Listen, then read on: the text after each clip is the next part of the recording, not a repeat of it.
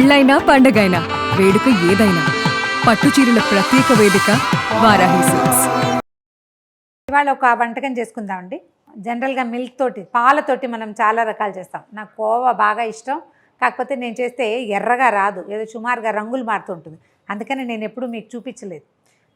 మా వాళ్ళేమో హెడ్డింగ్ పెడతారు షాప్లో లాగా ఖచ్చితంగా రాదండి, ఇంట్లో చేసినట్టే వస్తుంది. అందుకని నేను దాన్ని ఎప్పుడు చూపించట్లేదు, అందరు చేసుకుంటారులే అని. అయితే బాసుంది నాకు చాలా ఇష్టం. 35 years బ్యాక్ బెంగాలీ స్వీట్స్లో బాసుంది చిన్న మట్టి పిడతలో పెట్టి ఇచ్చేవాడండి. ఎంత బాగుండేది, భలే రుచిగా ఉండేది. ఇప్పుడు అన్ని షాపుల్లోనూ వచ్చేసింది.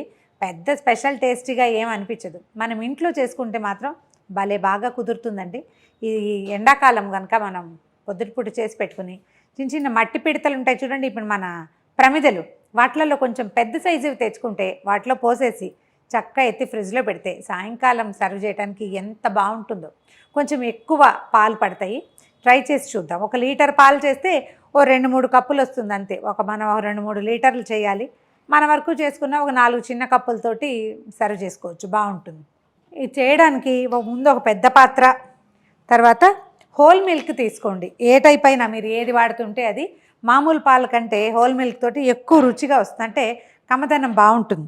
ఇందులో ఎక్కువ పంచదార వేయం, మనం కొంచెం తీపి వేసుకుంటాము. గిన్నె ఒకసారి కడిగి తడి గిన్నెలో వేస్తే అడుగంటకుండా ఉంటాయని చెప్తారు. కొంచెం పెద్ద స్టవ్ మీదే పెట్టుకుందాము. ఇది వెడల్పుగా పాత్ర కనుక లేకపోతే స్లో అవుతుంది పని. మనకేంటంటే ఇది కోవా లాగానే ఇంచుమించుగా. కోవాలో ఏం చేస్తాం, మనం ముద్ద చేసి బిళ్ళలు చేసుకుంటాం. ఇది చిక్కటి కోవా కావాలి మనకు, అంతే. అంటే పాలు బాగా చిక్కపడాలి, రబడి అంటాం కదా అట్లా. ఈ మనం కల్కటా ఆ వైపు వెళ్తేనండి ట్రిప్స్కి, వాడు రబడి పూరీలు సర్వ్ చేస్తాడు, ఎంత బాగుంటాయో. పూరీలు స్వీట్లో నలుచుకుని తింటాం, మనకు అసలు తెలీదు, మనకు కూరలు కావాలి కదా.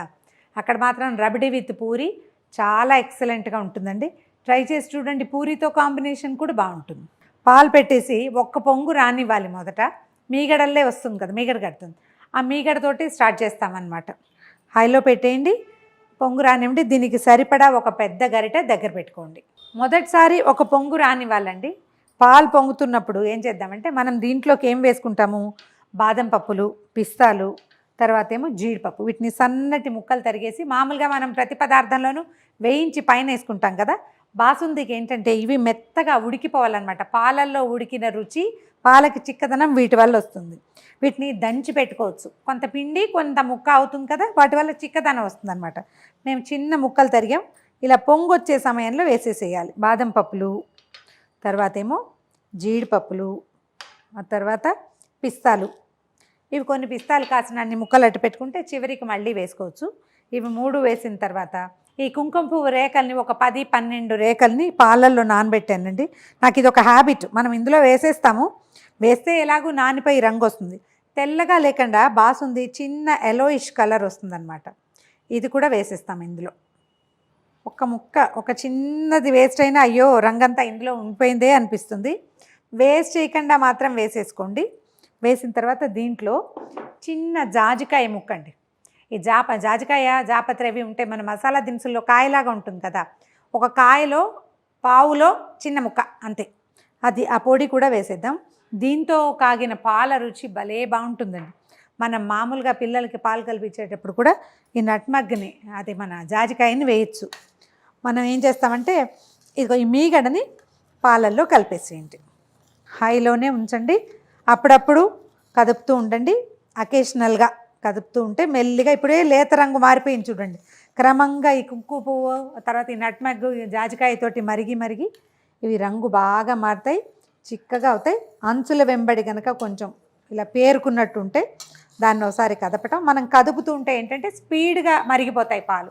సమయం ఎక్కువ తీసుకోకుండా గబగబా అయిపోతుంది అనమాట. అంటే ఇందులో ఉన్న హీట్ని మనం బయటికి తోసేస్తూ ఉంటాం, ఇంకా హీట్ ఎక్కిపోయి చిక్కబడిపోతాయి. మీగడ కట్టినప్పుడల్లా ఒకసారి దాన్ని మీగడని కలిపేసేయండి ఇందులోకి. పాలు బాగా చిక్కబడిపోయినాయి, దగ్గరకు వచ్చేసినాయి చూడండి. ఈ చుట్టుపక్కల అంటుకుని ఉన్నది సాధ్యమైనంత సన్నటి చెంచాతోటి ఇందులోకి లాగేసేయండి. ఇవన్నీ కోవా పక్కకి పేరుకుపోయి ఉంటుంది కదా, మీగడంతా రుచిగా ఉంటుంది. ఇందులో ఏం చేద్దామంటే లీటర్కి ఒక 4-5 స్పూన్ల పంచదార వేయచ్చండి, అంతకంటే పట్టదు.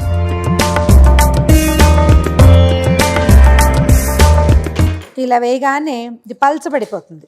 మళ్ళీ ఒకసారి చకచకా కదిపితే కరిగిపోతుంది పంచదార. మళ్ళీ ఒక 5 more minutes మరిగిస్తే చాలు. చూడండి, లీటర్ పాలు పెడితే ఎంత కొంచెం అయిందో. ఇవేంటంటే పెద్ద పెద్ద క్వాంటిటీస్ వడ్డించాం మనం. ఇది ఒక రుచి, చిన్నగా వడ్డిస్తాం అనమాట. చిన్న చిన్న కప్పులు ఉంటే కప్పుల్లో పోసేసి ఫ్రీజ్ చేస్తే భలే బాగుంటుంది. మనం జాజికాయ వేసాము, కుంకుమ పువ్వు వేసేసాం కదా. ఏలక పొడి మాత్రం చివరికి దింపే ముందు వేసుకుందాం. చూడ్డానికి వేడివేడిగా తినబుద్ధి అవుతుంది, కానీ ఇది చల్లారాక బాగుంటుంది, చల్లబడితే మరీ బాగుంటుంది. అయిపోయింది, ఆపేస్తున్నాను. స్టవ్ ఆపేసి ఏలక పొడి వేసేయండి. ఒక 4-5 చిన్న ఏలకుల్ని చక్కగా దంచి చెక్కు తీసేసి లోపలున్న గింజల్ని మాత్రమే దంచండి. ఇందులో ఏది పారేసేది ఉండదు కదా.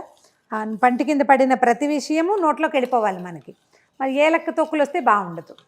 ఇప్పటికిప్పుడు నోట్లో వేసేసుకుందాం అనిపిస్తుంది. కొంచెం చల్లారాక వేరే కప్పుల్లోకి సర్వ్ చేయండి. ఇప్పుడు ఈ చిక్కదనం ఉంది కదా, ఇది మనకి కోవాకి చిక్కటి పాలకి కూడా మధ్యదన్నమాట. ఈ పప్పులు ఇవన్నీ కూడా చక్కగా ఉడికి దగ్గరగా వస్తాయి. చల్లారేసరికి ఇంకొంచెం చిక్కబడుతుంది. చాలా చిక్కగా అయిపోతుంది, కొంచెం చిక్కగా అవుతుంది అంతే. సర్వింగ్కి చాలా బాగుంటుంది.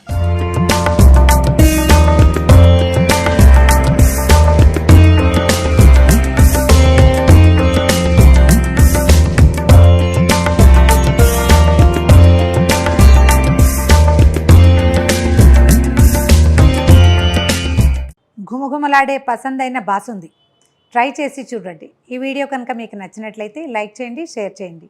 మరిన్ని ఇంట్రెస్టింగ్ వీడియోల కోసం సుమన్ టీవీకి సబ్స్క్రైబ్ చేసుకోండి.